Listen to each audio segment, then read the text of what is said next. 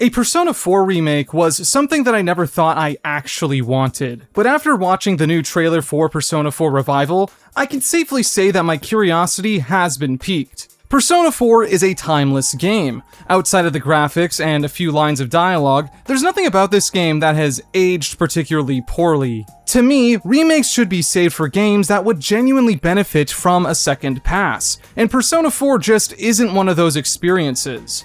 I just don't see much of a point in trying to improve on something that's already good, unless your goal is to go into a radically different direction.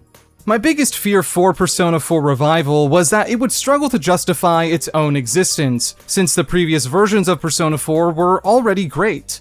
While I'm not fully sold on the idea just yet, what we've seen so far does look promising, though it's a bit difficult to not feel at least a little uneasy because I remember this song and dance all too well. I remember how excited I was when Persona 3 Reload was announced, only for it to not at all live up to the promise. Something that looks good in a trailer might not fully translate in the context of a finished product. Because of this, I want to keep my expectations a lot more reasonable. If you're someone who's over the moon excited for Revival and only want to hear a guy talk about how good it looks, then this video isn't for you. Persona 4 is my favorite game ever made, not just because of one specific facet, but because of the experience on the whole. Changing small, seemingly meaningless details of art might not sound all that drastic, but it can fundamentally alter how that art is perceived. I might have a slightly more optimistic view of this game than I did a year ago, but that doesn't mean everything shown is worthy of praise. It's important to voice concerns now while Atlus has the chance to make changes, and in the case of Persona 4 Revival, there's certainly room for improvement. If we were to judge the type of game Persona 4 Revival wants to be based on this trailer alone, then it's clear that this remake is going to be a lot closer to Persona 4 Golden than it is to the original. This is perfectly fine with me. While I'll always like the PS2 release more, Golden is a great version of Persona 4 at the end of the day.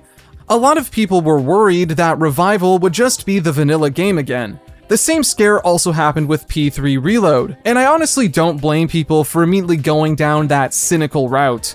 In an era of season passes and DLC, it feels like every game is designed to suck out as much profit at the player base as possible. Atlus themselves are very guilty of predatory DLC practices, cutting content that was clearly supposed to be in the game and selling it back to fans. Thankfully, they made the smart decision to include Marie in the base game, though there still is DLC because of course there is. Since Marie is in the game, I think it's safe to assume all of the features from Golden are going to be included in some form or fashion. That's good and all, but what I'm most interested in is seeing what new ideas this version brings to the table. Sure, if they just did a copy-paste job and just made Golden with new graphics, then I'm sure a lot of people would be happy. But for me, that's simply not enough. If you want to remake a game that you can easily buy for dirt cheap, then you need to have some sort of pull. Remaking a game solely because of its graphical fidelity is probably one of the most shallow motivations of all time. Yeah guys, video games are art, which is why we refuse to play them until they look prettier. Though if we are going to talk about graphics, then I think Persona 4 Revival looks pretty alright. But it is rough in a few areas.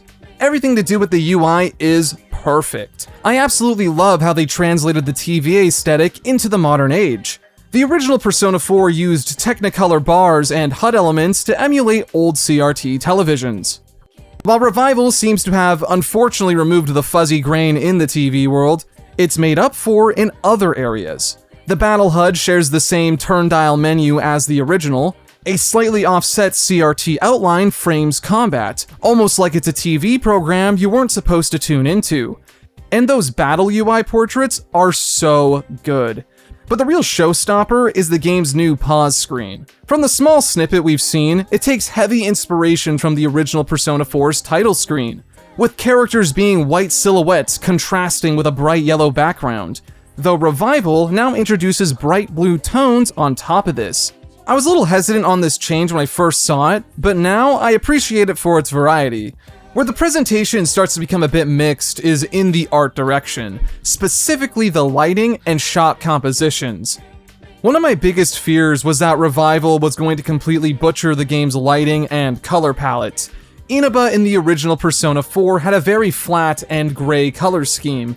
The intention was to portray the town as this boring place that no high school kid would ever want to live in. When I think of Inaba, I think of the cloudy gray skies, vacant buildings littering the shopping district, and just an overall feeling of discomfort. You're an outsider, both figuratively and literally. You're not supposed to feel welcomed. But over the course of time, that shitty town starts to become something of a second home. During the summer, the clouds part and let in a bright yellow sun. This takes place just when the player becomes accustomed to the gameplay loop. It's almost as if the town itself is adapting to the player's emotions. The most important part about all of this is that the change is meant to be subtle and natural. You're not supposed to think about the lighting and color changes. You're just supposed to let them happen. One of the best parts about Persona's visual identity is the contrast between the contemporary and the fantastical. Inaba's color palette was meant to provide a contrast between the Midnight Channel's otherworldly aesthetic. The real-world segments are meant to be a bit drab, so that the TV world can provide a shock to the system. From the little of revival that we've seen, this idea was preserved, though those aren't the graphics that players are paying attention to. Character models all look great, and the environments are fairly accurate to that original game. But it's not without flaws. While these assets look good when isolated in a vacuum, for some reason I don't think it's meshing together well in practice. There's this strange, almost artificial look to some of the scenes shown. It's as if the characters are green screen assets composited in a scene, rather than being real-life people existing in an environment. This is at its most noticeable in the few social link scenes that were shown. Take this shot of Narukami and Naoto standing in the halls of Yasugami High, for instance. Maybe it has something to do with the camera angle or the scale of the characters, but there's something off about the presentation that I just can't put my finger on. It just feels artificial in a way that no other Persona game has ever felt. It feels more like the dancing games than it does a mainline title. I get that the game is still in development, but they should really fix that. I'm only critical about this because the small snippets of anime cutscenes look great. I'm not sure what animation studio Atlus contracted for these, but the art style looks almost exactly like the Persona 4 anime from 2011. They use the same color techniques, the same grain, and a somewhat similar direction. It's a little too early to assess their qualities, but the little bits and pieces we've seen look great. I only hope that the motion lives up to the quality of the stills, and that the direction is more than just a one-to-one copy of that TV show. The Persona 4 anime is great, but I want the Persona 4 remake to be a little bit more of its own thing.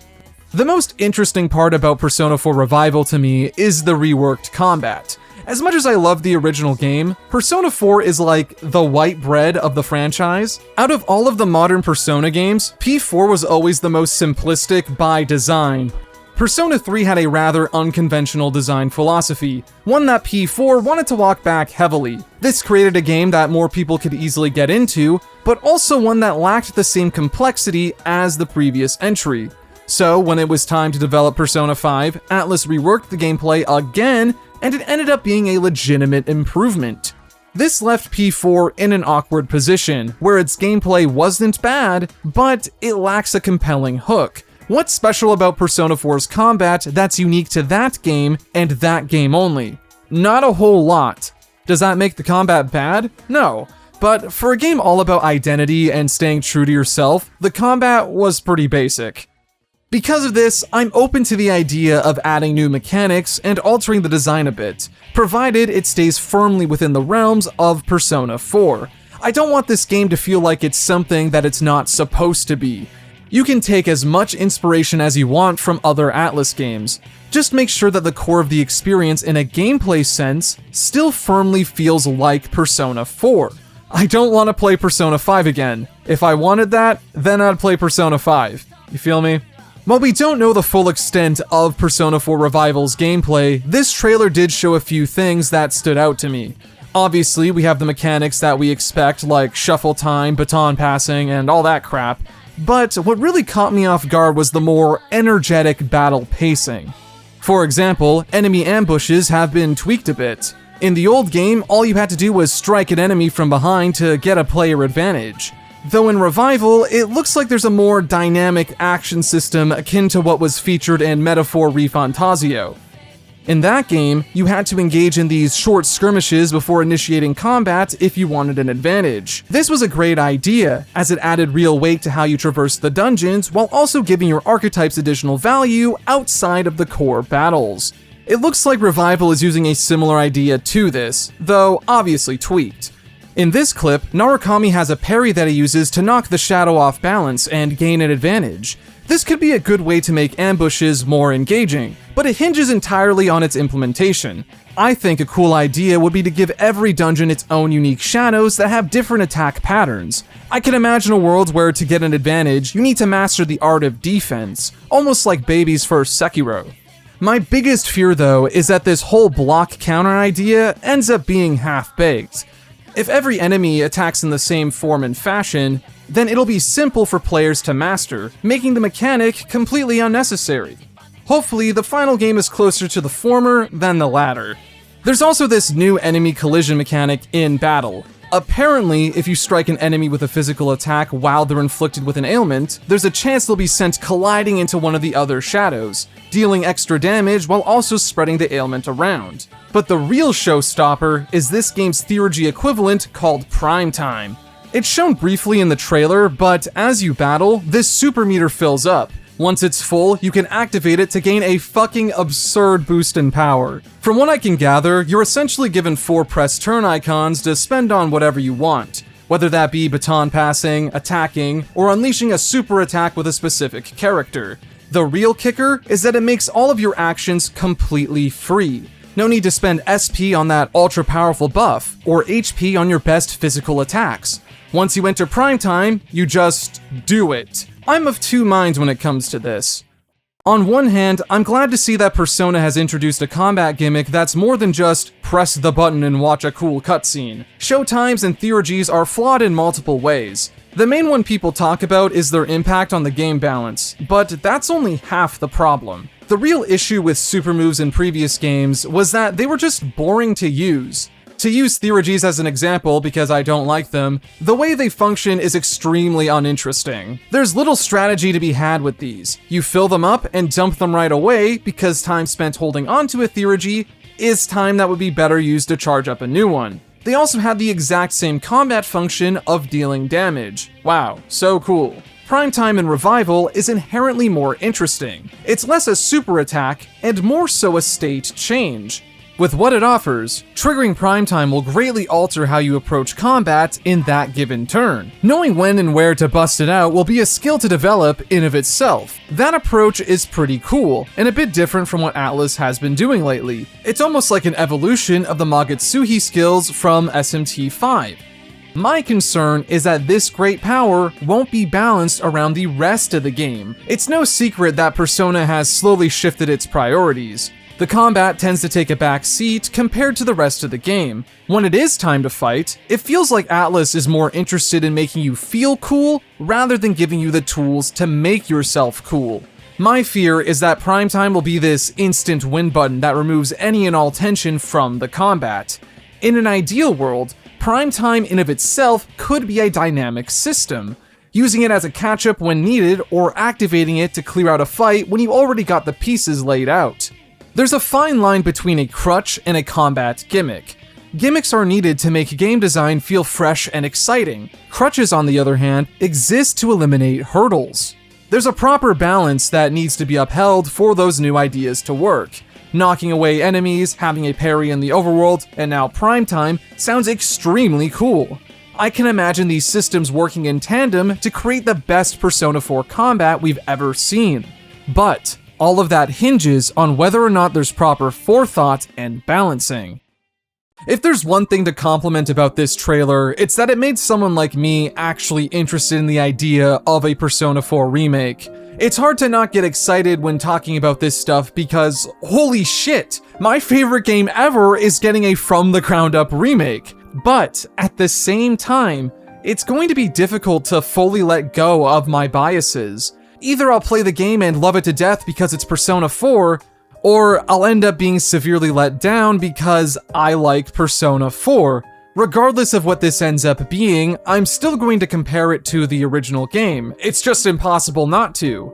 When you care about something so much, you tend to notice things that other people don't really bother to. What makes Persona 4 a special game to me isn't the same as what makes it special to you. This disconnect has already happened before with Persona 3. Reload is a game that so many people love, but one that I struggle to connect with because of what it changed. It's hard to forget about the disappointment I felt when I finished Reload, and I'm afraid that Revival will end in a similar conclusion. When I look at Revival, am I seeing the truth? Or is this a case where I'm accepting what was shown just because the thought of this being a great remake is more comfortable than evaluating it as is? If there's one thing that Persona 4 taught me, it's that I shouldn't be okay with accepting the easy answer, and that I should always challenge what's presented in front of me so I can come to a new conclusion. So while I am excited to play Revival, it's not something that I'm just going to accept because it's my favorite game.